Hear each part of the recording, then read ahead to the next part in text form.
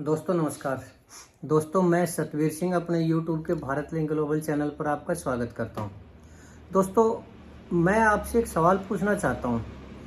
सवाल ये है कि मान लीजिए आपकी बेटी है, आपकी बहन है या आपकी पत्नी है या आपकी माँ है। वो एक हाउसवाइफ है, गृहिणी है। तो वो क्या करेगी? जिसने ज़िंदगी में सिवाय अपने परिवार के, अपने घर गृहस्थी के और कुछ सोचा ही ना हो, हमेशा अपने परिवार में खटती रही हो, खपती रही हो, मरती रही हो और सिवाय परिवार के आगे उसने कभी कोई काम किया ही ना हो, तो क्या वो औरत है एक ट्रेंड कमांडो से लड़ सकती है? एक ऐसा ट्रेंड कमांडो जो सिर्फ हथियारों में ही नहीं, हाथों से फाइट में भी जो ट्रेंड है और जिसके हाथ में AK-47 है या और दूसरे हथियार हैं, अगर वो ऐसी औरत के सामने आ जाता है तो वो औरत क्या करेगी? तो मेरे के हिसाब में ये है कि वो औरत कुछ भी नहीं कर सकती और उसका विरोध नहीं कर सकती। और वैसे भी ये प्रकृति की एक देन है कि मर्द के अंदर औरत की बजाय जो शारीरिक ताकत है वो ज़्यादा होती है। और उसके अंदर अगर औरत की और मर्द की लड़ाई होती है तो ज़्यादातर मामलों में मर्द ही जीतता है, क्योंकि ये शारीरिक ताकत का फर्क है। लेकिन हमारे एक नेताजी हैं, बीजेपी से हैं और राज्यसभा के सदस्य हैं, रामचंद्र जांगड़ा जी। रामचंद्र जांगड़ा जी ने आज एक स्टेटमेंट दी है कि पहलगाम हमले के अंदर अगर वे महिलाएं जो उन जिनके पति मारे गए हैं, अगर वे बहादुरी से लड़ती, अगर उनमें वीरांगना का भाव होता यानी वे वीर होती, तो उनके पति या उनके बच्चे नहीं मारे जाते। और वो जो 3 आतंकवादी थे उनके हथियार छीनकर अगर वो उन्हीं को मार देती तो मामला दूसरा होता। तो दोस्तों मैं ये कहना चाहता हूँ कि रामचंद्र जांगड़ा जी को अपने दिमाग का इलाज करवा लेना चाहिए, क्योंकि मुझे लगता है कि उनकी 75-76 साल की उम्र है और उनकी जो दिमाग की नसें हैं ना वो थोड़ी लूज हो चुकी है, जो ये भी नहीं सोचते कि वो बोल क्या रहे हैं। एक गृहिणी जिसने अपने घर से आगे कभी सोचा ही नहीं हो, जिसने अपने माँ बाप की सेवा के सिवाय या फिर अपने करियर पर ध्यान दिया हो, अगर कोई बच्ची है तो, या फिर अपने पति के घर में काम किया हो या अपने बच्चों के लालन पोषण में बिजी रही हो, और जो ये जानती ही ना हो कि लड़ाई क्या होती है, हथियार क्या होते हैं, हथियार कैसे चलाए जाते हैं, और वो उससे अगर हम ये उम्मीद करें कि उसको लड़ना चाहिए था और उसको हाथ नहीं जोड़ना चाहिए था, तो उन्होंने बड़े उससे कहा कि वो जो महिलाएं हैं ना, उन्होंने हाथ जोड़े उन उग्रवादियों के सामने, आतंकवादियों के सामने कि हमारे पति पर रहम कर दो, हमारे बच्चों के ऊपर रहम कर दो, इनको मत मारो। जबकि अगर वो वीर होती, वीरांगनाएं होती, तो वो 3 आतंकवादी थे वो वहीं पर मारे जाते। अच्छा, उन्होंने एक बात और कही है कि अगर वो जो आदमी थे, अगर वो माननीय श्री मोदी जी की जो वो है, ये उनके शब्द हैं रामचंद्र जांगड़ा जी के, कि उनकी जो अग्निवीर योजना है, अगर उन्होंने अग्निवीर योजना के तहत हथियारों की ट्रेनिंग ली हुई होती तो भी वो 3 आतंकवादी ना वो मारे जाते, और जो ये 26 जो आदमी मारे गए ये बच जाते, ये नहीं मर सकते थे। तो इस मामले में भी दोस्तों मैं ये कहना चाहूँगा कि पहले तो रामचंद्र जांगड़ा जी को अपनी जानकारी है ना वो दुरुस्त कर लेनी चाहिए थी। क्योंकि पहली बात तो ये है कि अग्निपथ योजना के अंदर जो अग्निवीर हैं वो मिलिट्री में भर्ती किए जाते हैं और उनकी एज लिमिट होती है 17.5 साल से लेकर 21 साल तक की।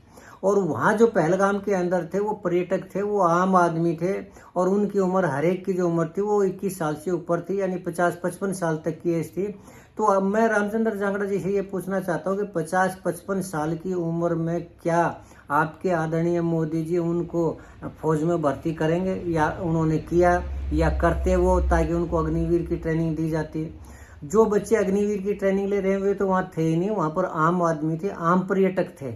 और वो आम पर्यटक जिन्होंने कभी लड़ाई नहीं की हो, जिन्होंने अपने घर गृहस्थी में ही सारा अपना जीवन लगा दिया हो, वो थोड़ी देर के लिए कोई अपनी लाइफ के कुछ क्षणों में थोड़ा हम आराम करने के लिए या कुछ देखने के लिए, अपने जीवन में थोड़ा सा सुख ढूंढने के लिए वहाँ पर गए थे, और वहाँ पर उन ट्रेंड आतंकवादियों ने उनके सामने जो ना उनकी हत्याएं कर दी। और इस मामले में वो जो महिलाएं थी वो कुछ भी नहीं कर पाई और कर भी नहीं सकती थी, सिवाय इससे कि वो उनसे रिक्वेस्ट करती कि आप हमारे पति को मत मारिए, आप हमारे बच्चे को मत मारिए, इसके सिवा कुछ नहीं कर सकती थी।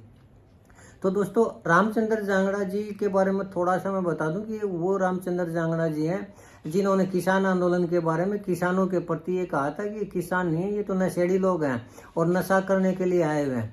तो इस मामले में भी दोस्तों मैं ये कहना चाहूँगा कि पता नहीं क्यों मोदी जी हैं, ऐसे नेताओं को क्यों नहीं कंट्रोल कर पाते? ये सिर्फ एक रामचंद्र जांगड़ा जी का ही सवाल नहीं है, और भी बहुत से नेता हैं। जेपी दलाल जी, उन्होंने आतंकवादियों को, किसानों को आतंकवादी कहा था।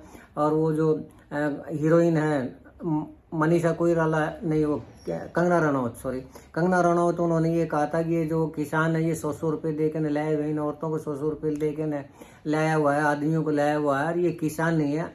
और एक ये जो सिंगू बॉर्डर के ऊपर जब किसान आंदोलन चला हुआ था, मोदी जी के 3 जो कानून थे, कृषि कानून थे, उनके खिलाफ चला हुआ था, तो जब 26 जनवरी को वहाँ पर तिरंगा गिराया गया था लाल किले से, तो वो जितने भी किसान थे उन्होंने उस आंदोलन का बॉयकॉट कर दिया था, खत्म कर ना अपने घर जाने लग रहे थे। लेकिन बीजेपी के ही एक नेता ने सिंगू बॉर्डर पे जाकर ना उत्साह के अंदर और इसकी राकेश टिकैत की ठुकाई कर दी, और उसी से मामला बदल गया, और उसी से फिर लोग भड़क गए, और ये कृषि कानून है ये वापस लेने पड़े मोदी जी को। नहीं तो अगर 26 जनवरी को वो आंदोलन खत्म हो जाता तो कृषि कानून भी पास हो जाते। तो इस मामले में मैं समझ नहीं पा रहा हूँ कि मोदी जी क्यों नहीं कंट्रोल करते, क्योंकि आज तक मोदी जी को 11 साल हो गए, उन्होंने एक भी ऐसा बयान नहीं दिया जो किसान विरोधी हो, या उन्होंने किसानों के बारे में कोई गलत बोला, और न ही अमित शाह जी ने कभी किसानों के बारे में गलत बोला, और न उन्होंने कोई गलत कानून पास करना चाहा, या और कोई गलत विधेयक लेके आए हो, या गलत उनकी कोई बयानबाजी हो। उन्होंने कभी भी किसानों के प्रति ऐसा कुछ नहीं दिखा दी, बल्कि मोदी जी ने तो 500 रुपये महीना यानी साल में 6000 किसान सम्मान निधि के नाम से किसानों को हेल्प करने की भी कोशिश किया, जो कि एक अच्छी बात है। लेकिन ये जो नेता हैं, ये शायद उनके नज़रों में ये है कि अगर हम किसानों को गालियां देंगे और हम इस तरह की हरकत करेंगे तो शायद मोदी जी इससे खुश हो जाएंगे। अगर ये लोग ऐसा सोचते तो मुझे लगता है कि ये लोग नासमझ है, इनको ऐसा नहीं करना चाहिए। इससे गलत प्रभाव जाता है, पार्टी के प्रति भी गलत प्रभाव जाता है, और इन नेताओं के प्रति तो गलत प्रभाव जाता ही जाता है। और रही बात वीरांगना के भाव की, तो रामचंद्र जांगड़ा जी से मैं एक बात पूछना चाहता हूँ कि आप अपनी ज़िंदगी में थोड़ा सा बैक जाइए। आपको क्या फार्म हाउस याद नहीं है, हेलीकॉप्टर याद नहीं? अगर इतना ही वीरांगना भाव या वीर का भाव था तो तब आप कहाँ गए हुए थे? आपके साथ जो हरकत हुई, क्या अगर आप वीरता के साथ लड़ते, कमांडो की तरह लड़ते, तो क्या आपके साथ जो वो होता? वो तो कहना बहुत आसान है और वास्तविकता में करना बहुत मुश्किल है। और ऐसी परिस्थितियाँ होती है जब आदमी कुछ भी नहीं कर सकता।